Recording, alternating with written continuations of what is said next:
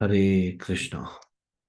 हम लोग जप यज्ञ भगवान की महिमा का विस्तृत वर्णन नामक पुस्तक से चर्चा कर रहे हैं। हम इसके तीसरे भाग यज्ञानाम जप यज्ञोस्मि के चौथे अध्याय हृदय से प्रार्थना से चर्चा कर रहे हैं। कल हमने चर्चा की किस प्रकार से गुरु से प्रार्थना करना चाहिए।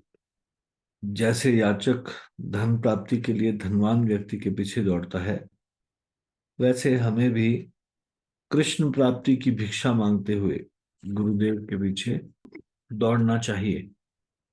हाँ? और गुरु कृष्ण देते हैं हमें, लेकिन फिर उसके बाद हमारी जिम्मेवारी होती है कि जो गुरु ने जो हरिनाम के रूप में कृष्ण हमें प्रदान किए, उनको हम खो न दें अपराधों के कारण।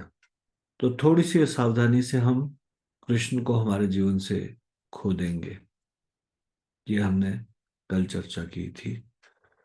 अपराधों से बचने पर बल दिया था। हम अपने बल से माया से बच नहीं सकते और न तो अपराधों का उन्मूलन कर पाएंगे। हमें तो परम सहायता की, परम बल की आवश्यकता होगी। वे परम बलवान, अति कृपालु श्री बलराम अथवा श्री नित्यानंद प्रभु हैं। वे आदि गुरु हैं, गुरु तत्व है। तो ये बल कौन प्रदान करेंगे? ये बल प्रदान करेंगे आध्यात्मिक गुरु। आध्यात्मिक गुरु कौन है? दीक्षा गुरु और शिक्षा गुरु, ये आध्यात्मिक गुरु है। जब हम उनके निर्देशों का पालन करेंगे तो हमको बल मिलेगा।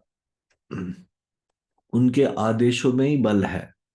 जब हम उनके पास जाएंगे, अपनी कमियां बताएंगे और फिर जब उनसे निर्देश प्राप्त करेंगे, तो ये निर्देश प्राप्त करना ही बल है। तो परम बलवान श्री बलराम जी है, नित्यानंद प्रभु है, वे आदि गुरु है। उन्हीं के रिप्रेजेंटेटिव दीक्षा गुरु और शिक्षा गुरु है।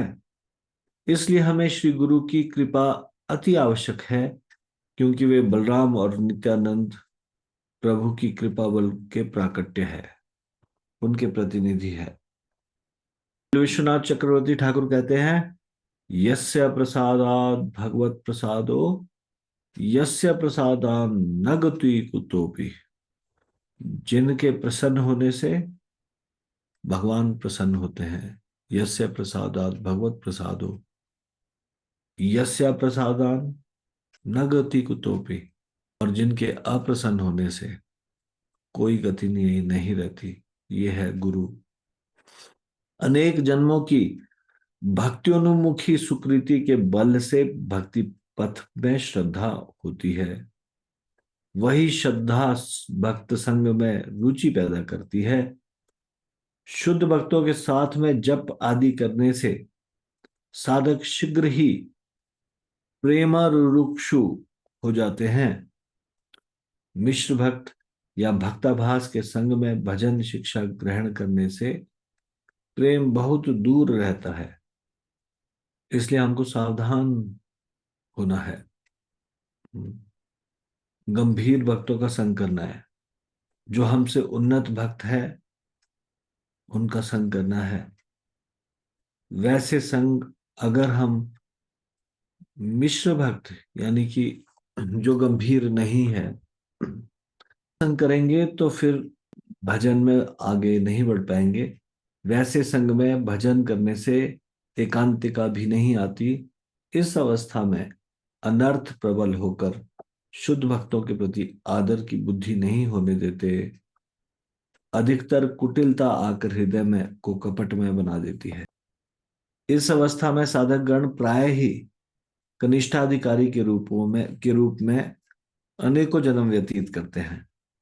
प्रारंभ से ही जिन सौभाग्यवान पुरुषों की कृष्ण नाम में अनन्य श्रद्धा होती है, उनके लिए पृथक प्रक्रिया होती है। वे कृष्ण की कृपा से नाम तत्वविद गुरु का पदाश्रय ग्रहण करते हैं।